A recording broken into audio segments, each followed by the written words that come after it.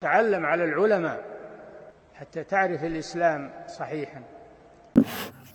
إن الحمد لله نحمده ونستعينه ونستغفره ونعوذ بالله من شرور أنفسنا ومن سيئات أعمالنا. من يهده الله فلا مضل له ومن يضلل فلا هادي له، وأشهد أن لا إله إلا الله وحده لا شريك له، وأشهد أن محمدا عبده ورسوله. يا أيها الذين آمنوا اتقوا الله حق تقاته ولا تموتن إلا وأنتم مسلمون.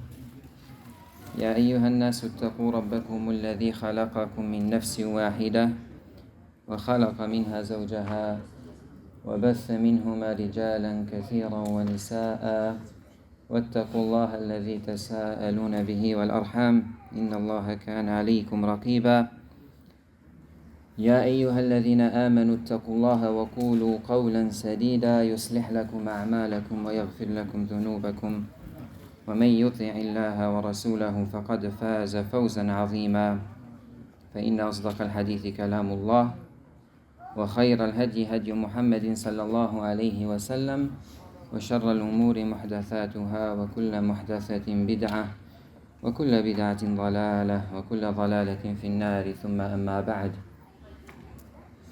Falënderimet dhe lavdërimet i takojnë vetëm Allahut te baraka wa taala. Salavatet dhe selamet qofshin për të dërguarin e tij Muhammedin sallallahu alaihi wasallam, për familjen e tij, për shokët e tij, si dhe për të gjithë ata që ndjekin rrugën e tyre deri në ditën e gjykimit në vijim. Vëllezër të dashur, vazhdojmë me mësimin ton të tretë në temën që kemi nisur, që ka të bëjë me familjen, mes realitetit dhe shpresës. Në mësimin e parë folëm rreth shtëpisë së të dërguarit të Allahut sallallahu alaihi wasallam. Në mësimin e dytë përmendëm disa problematika në shtëpi dhe në familje dhe dhëm zgjidhje për to. Në këtë mësim bi idhnillah do të flasim për disa të drejta të fëmijëve dhe po ashtu do të flasim bi idhnillah për vlerën e madhe që posedojnë prindërit në familje. S'ka dyshim se fëmijët janë dhunti prej Allahut te baraka wa taala. Pa bërë dallim, a janë ata djem apo vajza. Allahu azza wa jall ka thënë: Lillahi mulku s-samawati wal ard, yakhluqu ma yasha, yahabu limen yasha'u inatha wa yahabu limen yasha'u dhukur. Pra Allahu t'i takon sundimi i qiellve dhe i tokës. Ai krijon çdo doj, i jep dhe i dhuron kujt do, pra vajza dhe i dhuron kujt do ai djem.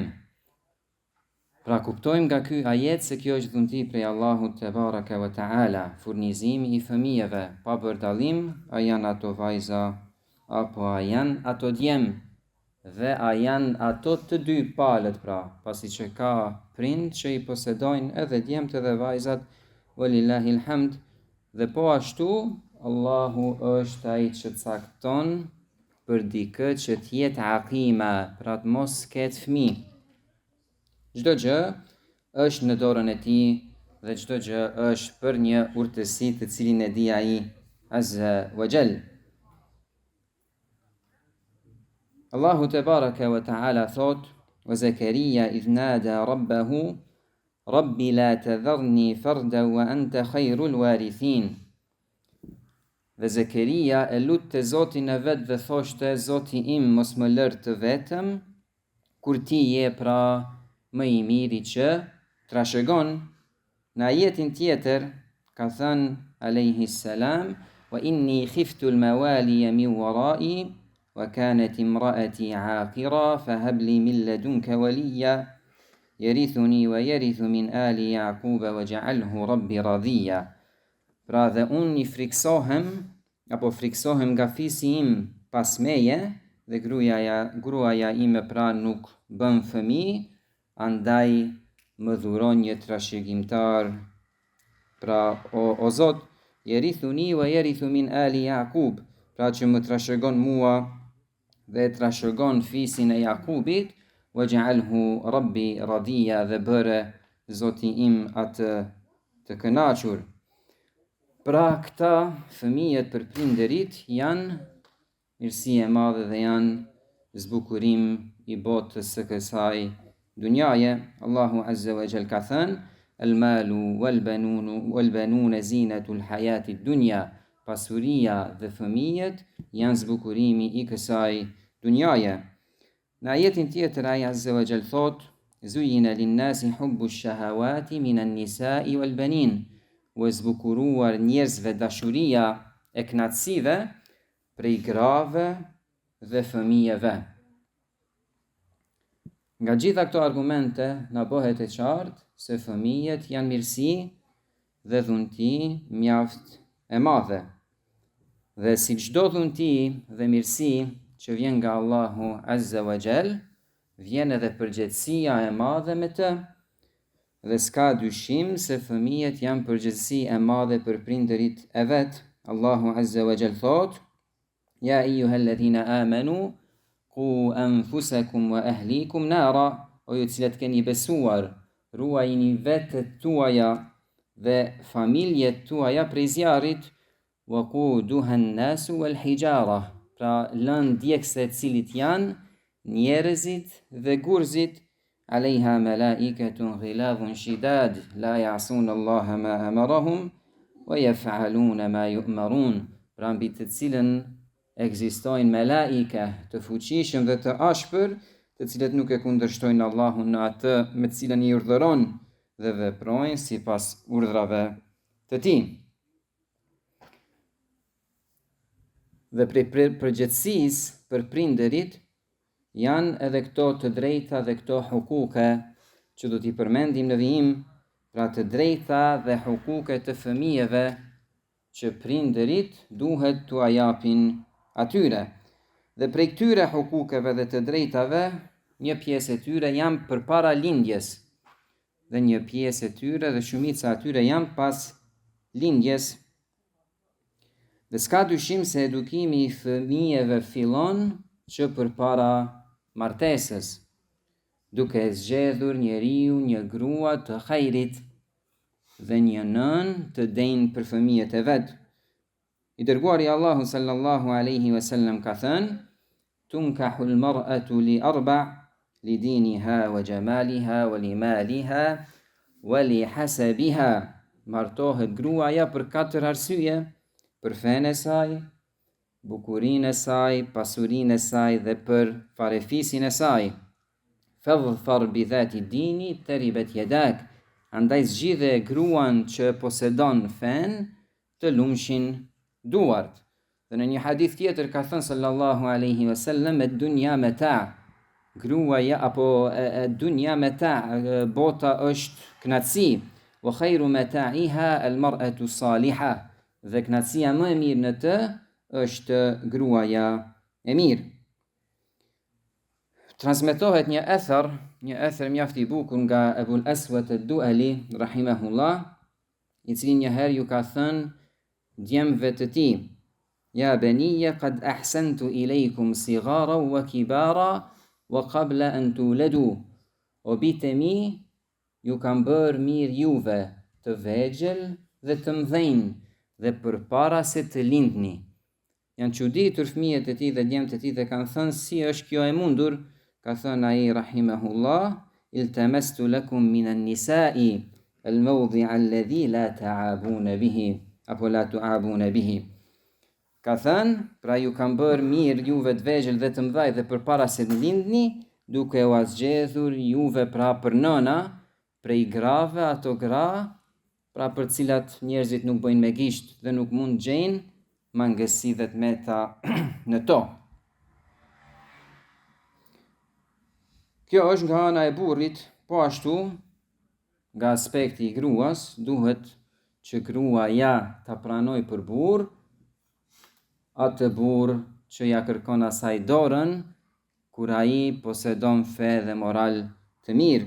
I dërguari Allahu sallallahu alaihi wasallam ka thënë: "Idha atakum man tardawna dinahu wa khuluquhu fazawwijuh", nëse u vjen dikush, pra u kërkon juve dorën ai, me të cilin jeni të kënaqur, pra me fenë e tij dhe sjelljen e tij, atëherë martoni vajzat tuaja me të, illa taf'alu takun fitnatun fil ardi wa fasadun kabir. Dhe nëse nuk e bëni këtë, do të ndodh një fitnë e madhe në tokë dhe një fesad i madh. Andaj duhet pra secili prej burrit dhe gruas që të mundohen ta plotësojnë këtë hak dhe këtë të drejtë, duke kërkuar secili prej tyre partnerin e denj që posedon fetarin dhe posedon sjelljen e mirë, dhe biiznillah, ky është një prej shkaqeve që është shkak për nxjerrjen e gjeneratave të mira dhe pasardhësve të mirë. S'bën të kuptohet se nëse njeriu se ka vepruar këtë apo prindërit e tij ka të këqij, nuk është i mirë. Pra ka plot në histori njerëz të cilët prindërit e tyre i kanë pasur mosbesimtar dhe armiq të mëdhenj të Islamit, mirë po vetveten e vete kanë qenë njerëz të mirë, dhe shembulli më i mirë është Ikrima radhiyallahu anhu, bab i të cilit ka qenë Ebu Jahel, koka e kufrit dhe koka e armiqësisë ndaj Islamit.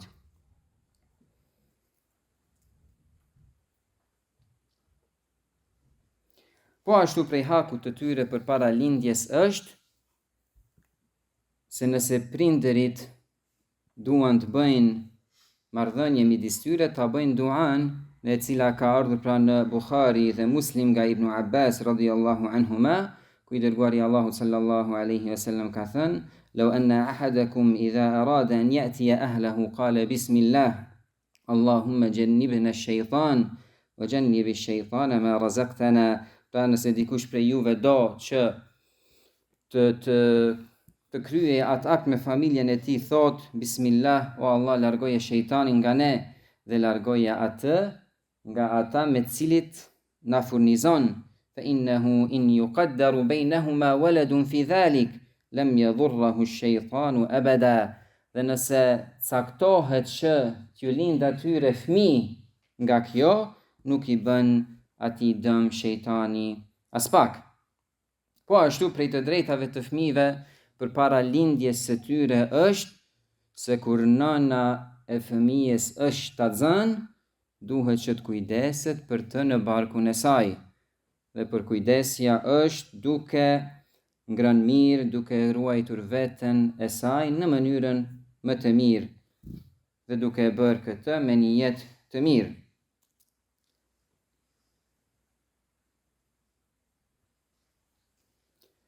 Po ashtu, prej të drejtave të fëmijëve është që gjithë kjo përkujdesje duhet të vazhdojë edhe pas lindjes së fëmijës. Dhe kur të lind, prej të drejtave të tij është për zgjedhja e një emri të mirë, pa marrë parasysh a është ai djalë apo a është vajzë. Dhe ka ardhur në sunetin e të dërguarit të Allahu sallallahu alaihi wasallam, ku ai thotë: "Ahabbul asma'i ila Allah, Abdullah wa Abdurrahman." Emrat më të dashur tek Allahu janë Abdullah dhe Abdurrahman. Pra duhet që ta emërtoj fëmijën e tij me një emër të mirë, sikurse këto dy emrat cilat janë më të dashura tek Allahu te baraka wa taala. Dhe nëse nuk i përzgjedh këto emra të ndryshëm dhe tjerë ka plot që posedojnë kuptim të mirë, i dërguari Allahu sallallahu alaihi wasallam ditën që i lindi djali i tij, u tha sahabëve: "Ulida liya al-layla ghulam fasammaytuhu bismi abi Ibrahim." Këtë natë më lindi mua një djalë dhe emërtova atë me emrin e babait tim Ibrahim. Andaj duhet që njeriu të përkujdeset në përzgjedhjen e emrit të fëmijës së tij, duke zgjedhur emra me domethënie të mirë dhe emra që i kanë poseduar pra njerëz të mirë, dhe largohet nga gjithë ato emra të cilët në përbërjen e tyre kanë problematika apo kanë kuptime të shëmtuara apo nuk kanë domethënie dhe tingëllojnë thjesht çuditshëm, emra të çuditshëm që nuk njihen as në islam, mirë po as edhe më herët në xahiliet. Dhe s'bën që të thellohen prindërit në kërkimin e emrit, duke u thelluar mjaft shumë dhe duke përzgjedhur emra të këtij lloji, emra të çuditshëm, dhe secili prej tyre do që emri i fëmijës vet të jetë emër i veçantë, që nuk e posedojnë fëmijët e tjerë. Pra nuk është rrugë e denjë dhe e drejtë për tu vepruar. Vërejtje tjetër është se disa prej njerëzve në emërtimin e fëmijëve të vet veprojnë se e hapin mushafin dhe vendosin gishtin e tyre në një vend të faqes, dhe ajo fjalë cilën e prek gishti i tij thot me këtë e emërtoj fëmijën, djalin apo vajzën time, dhe krenohet me këtë duke thënë se e kam emërtuar sipas Kur'anit. As kjo nuk lejohet dhe nuk është në rrugën e denjë për të vepruar në këtë rast. Transmetohet se Sufjan al-Thawri rahimahullah ka thënë: "Haqqul waladi ala walidihi an yuhsina ismahu idha sammah wa an yuhsina adabahu." Është e drejtë e fëmijës për prindin e saj që ta emërtoj me emër të mirë dhe ta edukoj me edukat të mirë. Dhe kanë thënë selefët se emri ndikon tek fëmia. Pra emri qoftë i mirë apo i keq, lë ndikim të madh në personalitetin e fëmijës. Dhe Ilyas ibn Muawiya rahimahullah, i cili ka qenë prej gjykatësve, ka pas firaset fort. Dhe shpesh herë kur i është përmendur një emër, ka thënë: "Yanbaghi an yakuna ismuhu kadha." Duke dëgjuar emrin apo duke dëgjuar veprën e personit, ka thënë: "Po duket sipas veprës tij se emrin e ka të tillë." Dhe shpesh herë ja ka qelluar në këtë. Dhe përmend Ibnul Qayyim rahimahullah nga Abul Fath ibn Junayku thot: "Wa laqad marra bi dahrun wa ana asma'u al-isma la adri ma'nahu, fa akhudhu ma'nahu min lafdhatin thumma akshifuhu fa idha huwa dhalika bi'ayni." Thot ky nga selefët, Abul Fath, më ka ndodhur mua që kam dëgjuar një emër domethënien e cilit nuk e kam ditur, dhe kam kontrolluar rreth domethënies tij, dhe kur e kam zbuluar kam pa se personi është po i njëjti sipas emrit që posedon apo afër tij. Dhe përmendet se Sheikhul Islam Ibn Taymija rahimahullah ka thënë: "Wa ana yaqa'u li dhalika kathira." Edhe mu më ka ndodhur kjo shpesh.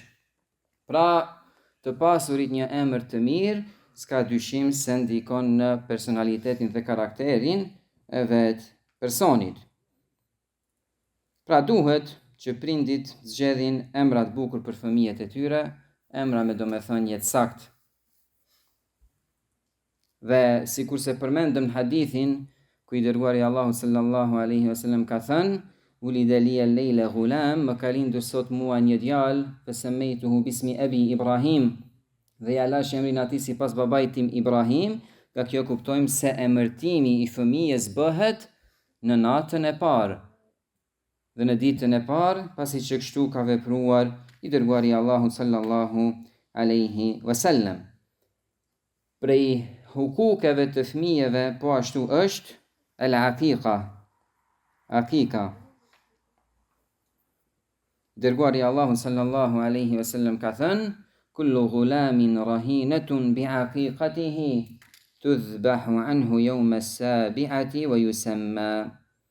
Secili fëmijë është i lidhur me akikën e tij, e cila prehet dhe therret për të ditën e 7 dhe po ashtu emërtohet.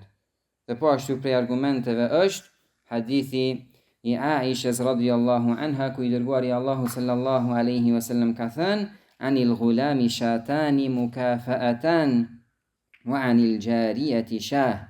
Për djemt pra 2 dele të mira dhe për vajzën një dele. Dhe nëse personi nuk posedon pasuri për therdhjen e akikës, i lejohet atij, kanë thënë dietarët, për të marrur borxh, për ta therr atë, nëse mendon se ka mundësinë ta kthejë atë borxh.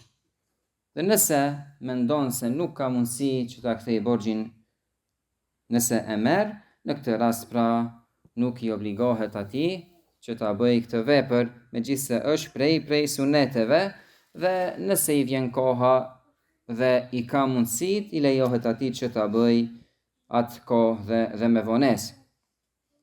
Thotë l'imam Ahmed rahimahullah, al-aqiqatu sunnetun an Rasulillah sallallahu alaihi wasallam, qad aqqa anil Hasani wal Husaini wa fa'alaha as-sahaba. Thotë ky imam, aqiqa është sunna nga i dërguari i Allahut, dhe i dërguari i Allahut e ka vepruar aqiqën tek niprit e tij Al-Hasan dhe Husein, dhe po ashtu e kanë vepruar sahabët. Po ashtu, prej hukukeve të fëmijëve është sunetia. I dërguari i Allahut sallallahu alaihi wasallam e ka llogaritur sunetin prej fitras dhe prej natyrshmërisë. Dhe gjithashtu prej të drejtave të tyre është gjithënia. Allahu te baraka wa ta'ala thot: "Wal walidatu yurdi'na awladahunna hawlayn kamilayn liman arada an yutimma ar-radha'a." Pra dhe nënat u japin gjy fëmijëve të tyre 2 vite të plota për atë që do ta plotësojë gjithënien. Dhe ky ajet është ajet i shkurtër, mirë po mjaft i përgjithshëm dhe gjithëpërfshirës, ku e shpjegon këtë hak dhe këtë drejt të fëmijëve, i cili duhet plotësohet me mundësi. Dhe nëse gruaja kundërshton që t'i jap gjy fëmijës së vet dhe nuk e kompenzon këtë me diçka tjetër, kjo gru është mëkatare. Dhe për këtë ka ardhur një kërcënim i madh në sunetin e të dërguarit të Allahut sallallahu alaihi wasallam, ku i dërguari i Allahut alaihi salam ka thënë: "Fa idha bi nisa'in tanhashu thadiyuhunna al-hayyat."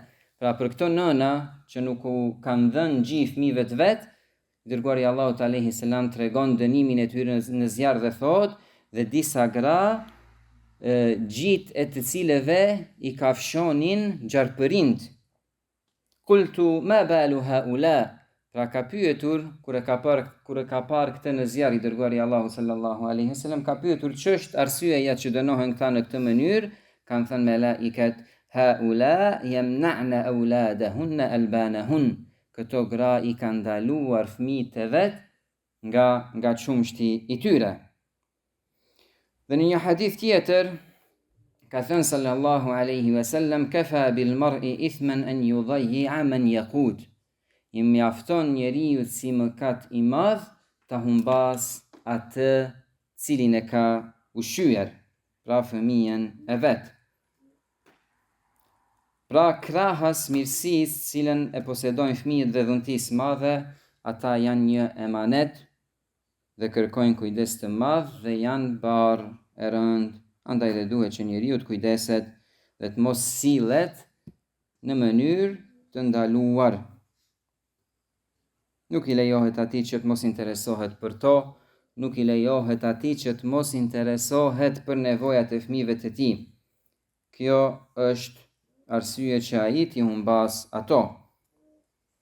I dërguari i Allahut sallallahu alaihi wasallam ka thënë: "Men yali min hadhihi al-banati bi shay'in fa ahsana ilayhinna kunna lahu sitran min an-nar." Kush kujdeset dhe sillet mirë me këto vajza, do të jenë ato mburoj për të nga zjarri.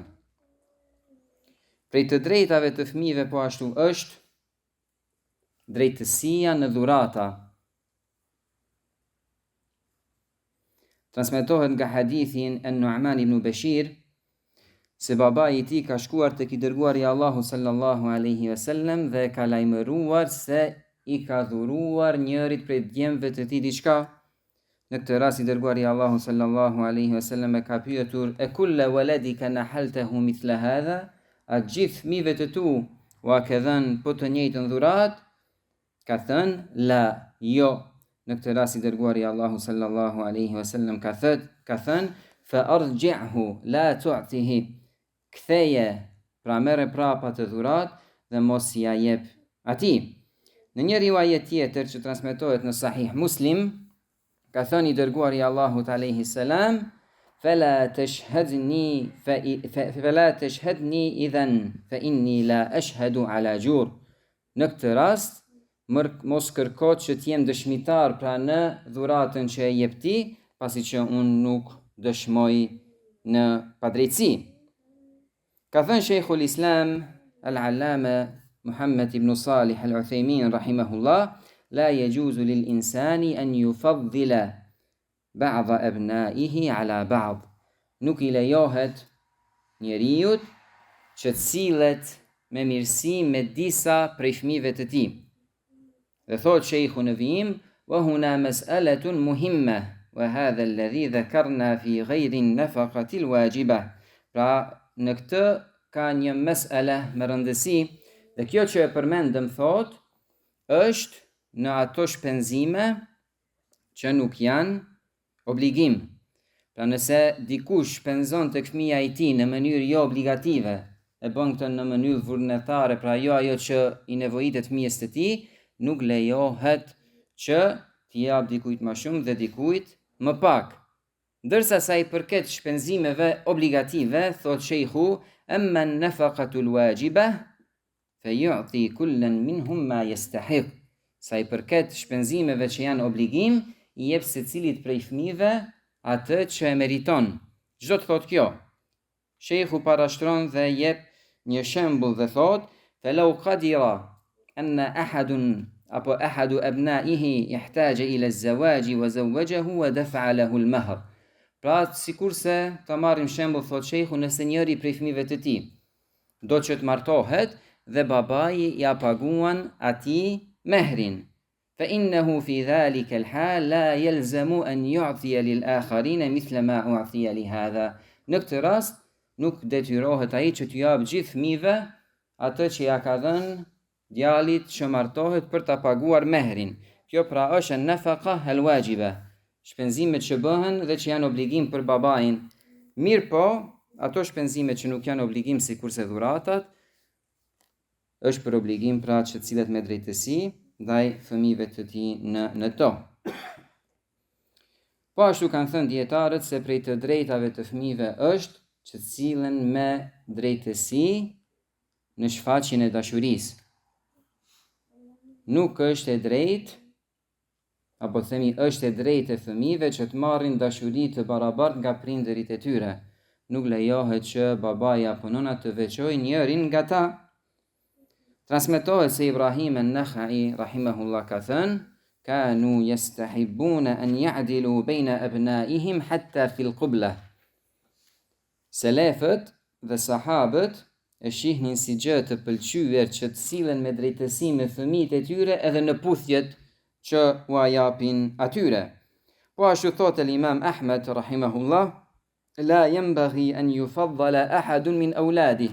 Nuk lejohet dhe nuk duhet që të veçohet njëri fëmijë me dashuri, la fi ta'amin wala fi ghayri, as në ushqim dhe as në diçka tjetër.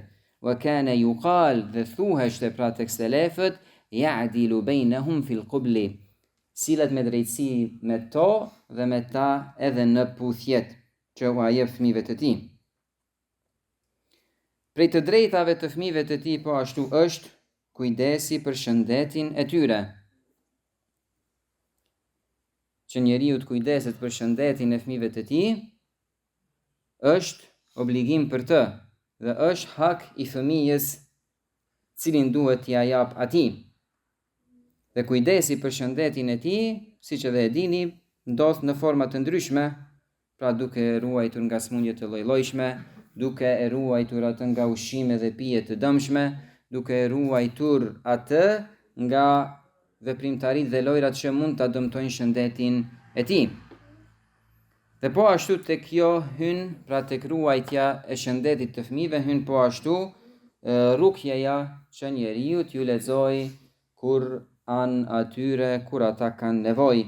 Dhe hadithi Ibn Abbas radhiyallahu anhuma është mjaft I qartë dhe thuhet se I dërguari Allahu sallallahu alaihi wasallam u bënte rukje fëmijëve të nipave të tij Hasenit dhe Husejnit dhe thoshte inna abakuma kana yu'awwidhu biha Ismaila wa Ishaq. Babai juaj, pra Ibrahimi alayhi salam, ju bënte rukje me këto sure djemve të tij Ismailit dhe Ishakut, pra me këtë dua dhe thoshte duan a'udhu bi kalimatillahi tamma min kulli shaytanin wa hamma wa min kulli aynin lamma.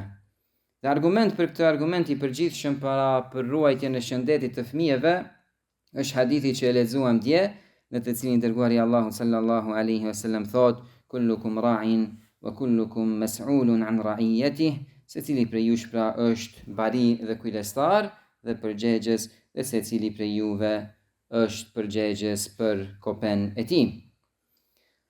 Prej hukukeve të fëmijëve po ashtu është për prindërit që ai t'u mësojë fëmijëve të tyre akiden dhe menhexhin e saktë. Dhe kjo na bëhet e qartë në Kur'an, në porositë e Luqmanit për birin e tij, thot Allahu azza wa jall wa idh qala Luqmanu libnihi wa huwa ya'idhuhu ya bunayya la tushrik billah.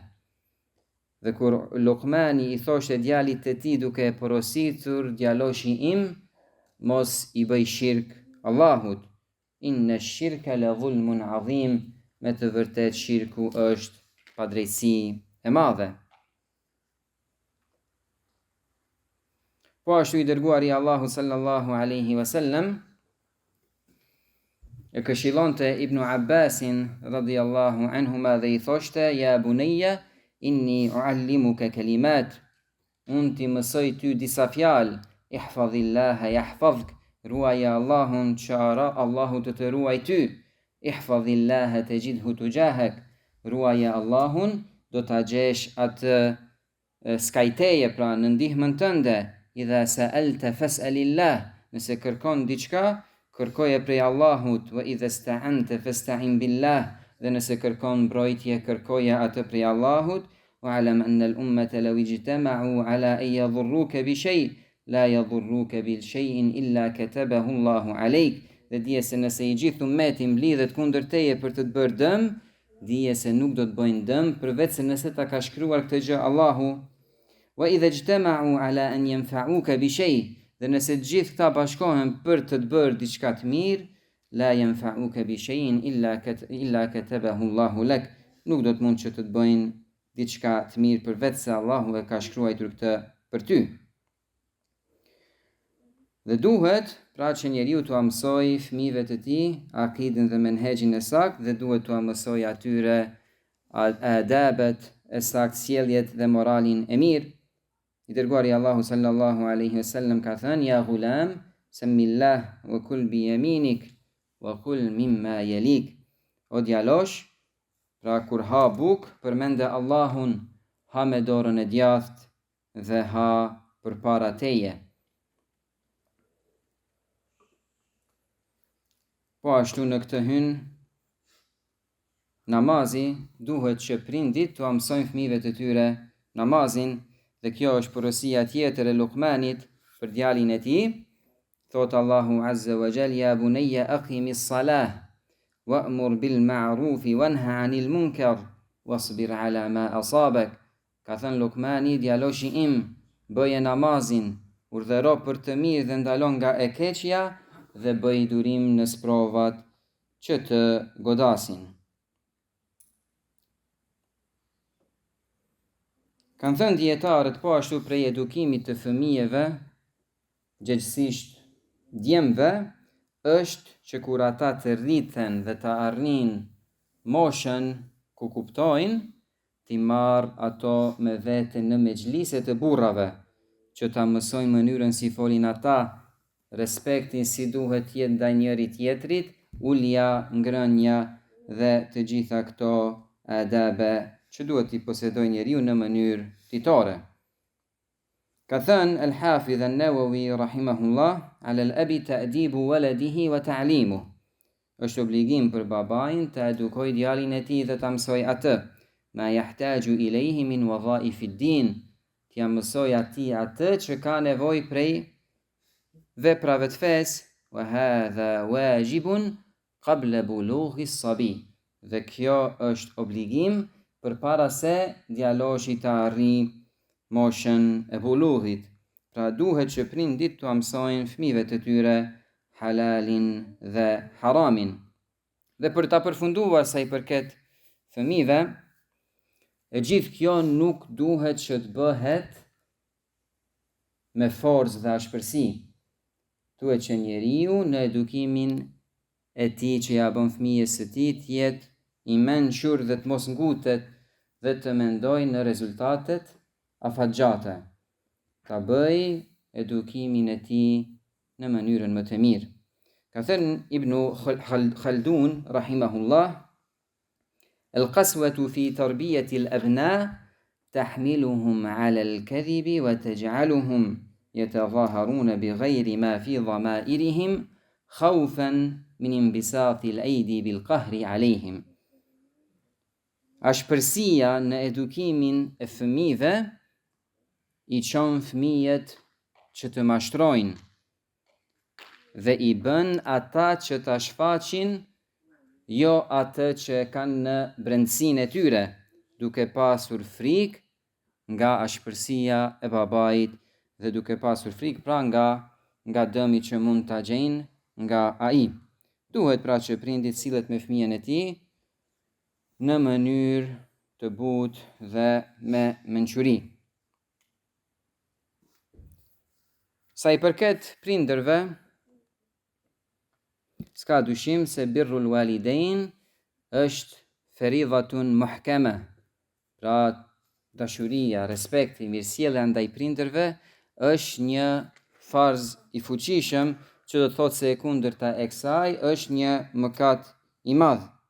Duhet që njeriu të sillet me mirësi me to dhe nuk duhet që të shfaq sjellje të keqe ndaj tyre në çfarëdo lloj mënyre.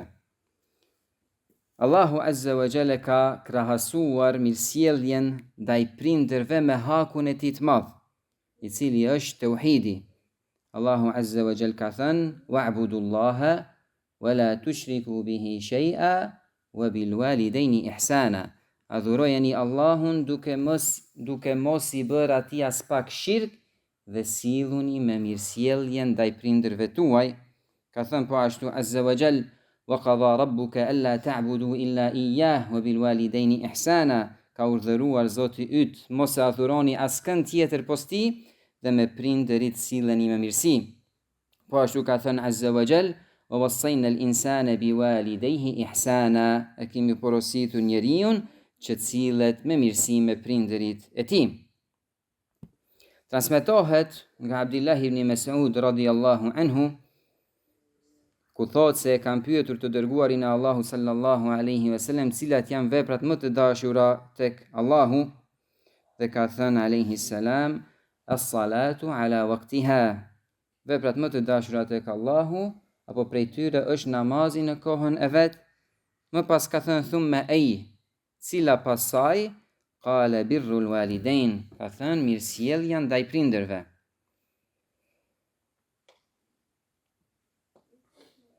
Dhe s'ka dyshim se duhet që mirësjellja ndaj prindërve të bëhet në jetën e tyre, mirë po nuk do të thotë se pas vdekjes së tyre që ka përfunduar ky obligim dhe ky hak i tyre.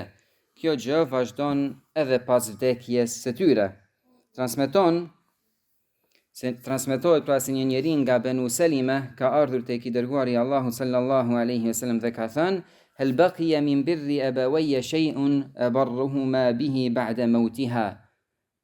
A ka ngel diçka prej mirësjelljes ndaj prindërve pas vdekjes së tyre që mundem ta veproj tani? Ka thënë sallallahu alaihi wasallam: "Na'am, as-salatu alayhima." Po, pas vdekjes së tyre pra, prej birrit dhe mirësjelljes është që njeriu t'u afal atyre namazin, bëhet fjalë për namazin e xhenazes, wal istighfaru lahuma, dhe prej birrit është që njeriu të bëj istighfar për ta dhe të kërkoj falje tek Allahu te bareke ve taala për ta. Po ashtu e ka pyetur dikush Ibn Abbasin radhiyallahu anhuma dhe i ka thënë rreth jetës së nënës së tij, si o qoftë ai radhiyallahu anhuma është përgjigjur dhe ka thënë inni la a'lamu amalan aqrabu ila Allah min birri al-walidah. Unë nuk di një vepër më të dashur tek Allahu se sa mirësjellja ndaj nënës. Dhe po ashtu transmetohet se Taysala i emri i cili është Ali ibn Umayjas ka thënë kuntu ma'a an-najdati wa hum min al-khawarij. Pra ka thënë kam dalur me an-najdat. Dhe këto najdat pra në kohën e sahabëve të vegjël kanë qenë grupet të khawarijve. Sikurse grupet në kohën tonë ISIS, Al-Qaida, Shabab, në atë kohë kanë qenë këto grupe që kanë pasur këtë emër an-najdat. Dhe ky Taysala ka thënë gjatë daljes time me ta veprova mëkate të mëdha, fa asabtu dhunuban la araha illa min al-kaba'ir. Bëra mëkate të cilat nuk i shihja përveç se prej mëkateve të mëdha dhe ka ndjerë keqardhje dhe ka ardhur tek Abdullah ibn Umar radhiyallahu anhuma. Dhe ja ka përmendur atij këto pika dhe ka thënë atafruku min an-nari wa tuhibbu dukhul al-jannah. A ke frikë prej zjarrit dhe dëshiron që të shkosh në xhennet? Taysala ka thënë po. Pra kam frikë prej zjarrit dhe dëshiroj që të shkoj në xhennet. Në këtë rast Ibn Umar i ka thënë a hayyun waliduk, a ke gjallë baban tënd? Qultu indi ummi. Ka thënë Taysala nanën e kam gjallë. I ka thënë Ibn Umar radhiyallahu anhuma fa wallahi law alanta laha al-kalam wa at'amtaha at-ta'am latadkhulanna al-jannata majtanabta al-kaba'ir. Wallahi sikur se cileshe me fjalë buta me të, ta ushqeje atë me ushqim, do të hyje në xhennet përderisa ruhesh nga mëkatet e mëdha. Pra, mirësjellja ndaj tyre ka vlerë të madhe dhe është prej obligimeve të mëdha dhe nëse njeriu nuk e vepron atë, bjerë në mëkat të madh.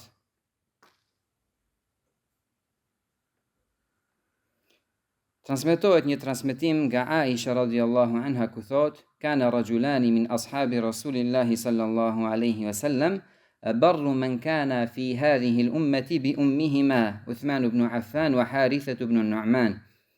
Ka thënë dy burra prej sahabëve të dërguarit të Allahut sallallahu alaihi wasallam kanë qenë ata të cilët kanë pasur sjelljen më të mirë ndaj nënave në këtë ummet.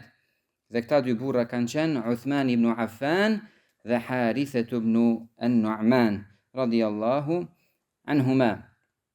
Sa i përket Harithas, transmetohet se ky sahabi ja ka krehur flokët nënës së tij, e ka ushqyer atë me dorën e tij. Walam yastafhimha kalaman qat. Dhe kur nuk e ka quar atë që ta përsëris fjalën e saj. Pra kur nuk i ka thënë më fal, si the, përsërit edhe një herë, vetëm që të marrë kohë apo të mos e veproj kërkesën e saj. Po ashtu transmetohet në hadithin që Sheikh Al-Albani e bën sahih, ku i dërguari i Allahut alayhi salam ka thënë: "Nimtu fara'aytuni fil jannati fa sami'tu sawta qari'in qultu man hadha?" Fjeta dhe pash në ëndër prasin në xhennet, duke lexuar dikush me një zë dhe pyeta kush është ky? Kan thënë Haritha ibn Nu'man. Ky zë është i Harithas ibn Nu'man. Ka thënë i dërguari i Allahut alayhi salam në këtë rast, kadhalika al-birr. Pra kjo është apo ky është shpërblimi i mirësjelljes ndaj prindërve. Po ashtu Aliu, i djali i Husajnit, ibn Ali ibn Abi Talib, i cili ka qenë prej tabiinëve, ka qenë një njeri që ka pasur mirësjellje të madhe ndaj nënës së tij. Dhe njëherë i kanë thënë innaka min abarri an-nasi bi ummika wa lasna naraka ta'kulu ma'aha fi safha. E dim që ti je prej njerëzve që silles me mirësjelljen më të mirë ndaj nënës tënde, mirë po kur nuk të kemi parë duke ngrënë në një pjatë. Ka thënë ai rahimahullah, akhafu an tasbiqa yadi ila ma sabaqat ilayhi aynuha fa akunu qad aqaqtuha. Kam frikë që të mos ik dora ime tek një pjesë e ushqimit ku ka shkuar shikimi i saj, pra për ta marrë atë ushqim, dhe kam frikë se të mos bi në mëkat ndaj nënës time me këtë vepër, pra andaj dhe nuk ka marrur pjesë në ngrënien në një sahan bashkë me të. Pra prej mirësjelljes ndaj tyre është që njeriu cilët me sjellje të mirë, cilët me fjalë të buta dhe të bukura, ta dëgjoj kur flasin prindërit e tij dhe të shfaq gëzim dhe buzëqeshje kur i dëgjon ato. Allahu Azza wa Jall ka thënë: "Wasahibhuma fi dunya ma'rufa", pra dhe sillu dhe afrohu me to në dunja me sjelljen më të mirë. Po ashtu transmetohet një ether nga Rifa'a ibn Iyas ku thot: "Ra'aytu al-Haris al-Akli fi janazati ummihi yabki." E pash Harisin pra në gjenazën e nënës së tij duke qarë dhe i thash: "Ma yubkik, përse çan?" Ka thënë ai: "Walima la abki wa qad ughliqa anni babun min abwabil jannah." Si të mos shaj kur mua më është mbyllur një derë prej dyerve të xhennetit. Po ashtu transmetohet etheri i famshëm nga Abdullah ibn Umar, ku ka parë një prej arabëve, prej beduinëve në shkretërir, dhe ka marrur atë, e ka hipur në kalin e tij dhe ja ka vendosur imamen e tij, pra që të mos e godas atë dili. Disa prej shokëve të tij kanë thënë: "Përse i veprove gjitha këto të mira, ai është prej beduinëve, sikurse ti jepje diçka të lehtë, do të gëzohesh me atë dhe do ta dinte për nder." Në këtë rast ai ka thënë: "Babai i tij ka qenë shok me babin tim, me Omerin radhiyallahu anhu, andaj dhe doja që ta respektoj atë, pra djalin e shokut babës vet." Dhe transmetohet se Omeri radhiyallahu anhu e ka dëgjuar të dërguarin e Allahut sallallahu alaihi wasallam të thotë: "Inna abarra al-birri silatul waladi ahla widdi abi." Pra prej mirësjelljes më të mirë të djalit ndaj babait të vet është që të tregoj sjellje të mirë me shokun e babait të tij, pra ta respektoj edhe shokun e babait të vet.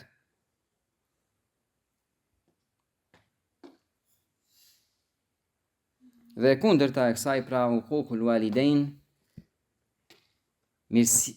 sjellja e keqe me prindërit, është prej mëkateve të mëdha. I dërguari i Allahut sallallahu alaihi wasallam ka thënë: "Ma min dhanbin ajdaru an yu'ajjila li sahibihi al-'uqubah ma'a ma yuddakharu lahu min qati'ati ar-rahim." Pra nuk ka mëkat të madh për të cilin njeriu e përshpejton marrjen e dënimit për të, përveç asaj që i ruhet atij, pra për të dënuar në ahiret, përveç ndërprerjes së lidhjeve farefisnore. Dhe kur është pyetur i dërguari i Allahut sallallahu alaihi wasallam rreth mëkateve të mëdha, ka thënë: "El-ishraku billah wa birrul walidain", pra që t'i bëhet Allahut shirk, dhe apo uququl walidain, që njeriu të sillet në mënyrë të keqe me prindërit e tij. Dhe në hadithin tjetër ka thënë: "La yadkhulul jannata 'aq", nuk do të hyjë në xhennet askush që sillet keq me ta. Dhe hadithi apo ajeti është mjaft i njohur ku Allahu te baraka wa taala ka thënë: "Fala taqul lahuma uf", dhe mos u thuaj atyre uf, pra nëse kërkojnë ata diçka prej teje. Kanë thënë dietarët sikur të ekzistonte një fjalë tjetër më e shkurt dhe më e lehtë që tregon sjelljen e keqe, Allahu do ta kishte përmendur. Pra, mirë po nuk ekziston fjala më e lehtë që mund t'i thot njeriu prindërve të tij dhe që llogaritet prej uquqeve është kjo, dhe as kjo nuk lejohet dhe është ndaluar. Një vërejtje sa i përket kësaj teme është se ndodh që burrat bëhen shkak që gratë e tyre të sillen me sjellje të keqe ndaj prindërve të tyre, duke mos i lejuar ato për vizita, duke mos i lejuar gratë e veta për t'i thirrur dhe për të dedikuar kohë prindërve të tyre, duke u sjellur mirë me ta. Duhet që burri të ketë frikë Allahun në këtë rast dhe t'i ndihmojë gruas së tij që ajo të sillet mirë me prindërit e saj. Po ashtu duhet që gruaja t'i ndihmojë burrit të vet të sillet me sjellje të mirë me prindërit e tij dhe të mos ia vështirësoj këtë gjë. Këto ishin disa ajete, hadithe dhe athar të selefëve të cilët tregojnë vlerën e këtij morali të lartë që është mirësjellja ndaj prindërve. Dhe me kaq edhe e mbyllim. Së pari falenderojmë domethënë Allahun Azza wa Jall që na mundsoi të marrim pjesë në këtë seminar. I dërguari Allahu sallallahu alaihi wasallam po ashtu thot: la yashkurullaha man la yashkurun nas. Nuk e falenderon Allahun ai i cili nuk i falenderon njerëzit. Andaj prej njerëzve falenderojmë së pari Sheikhun Muhammed ibn Ghalib al-Amri për këtë që e lexuam, pjesa dërmuese e kësaj që e kemi marrur bashkë, ka qenë në një daura cilën e ka mbajtur Sheikhu dhe ka qenë një temë mjaft interesante dhe me mjaft rëndësi, andaj ndesha që ta ndaj atë edhe me ju. Së dyti falenderoj secilin prej juve për pjesëmarrjen, për dëgjimin, respektin dhe po ashtu falenderojmë gjithë vëllezërit e Xhamisë El Albani për respektin e madh për këtë organizim gjigant dhe çdo shërbim që e kanë bërë dhe çdo mund që e kanë dhënë. Dhe së fundmi, elus Allahun te baraka wa taala që të na falë për çdo mangësi që mund ta kemi bërë në këtë, dhe elus Allahun te baraka wa taala që secilit prej ne t'ia falë gjitha gabimet dhe secilit prej neve t'ia mundësoj që t'jetë shembull i mirë në familjen e tij, në rrethin e tij ku jeton dhe mes vëllezërve të tij. Subhanakallahumma wa bihamdik, ashhadu an la ilaha illa ant, astaghfiruka wa atubu ilaik, wa sallallahu ala nabiyyina Muhammad wa ala alihi wa sahbihi wa sallam. Barakallahu fikum.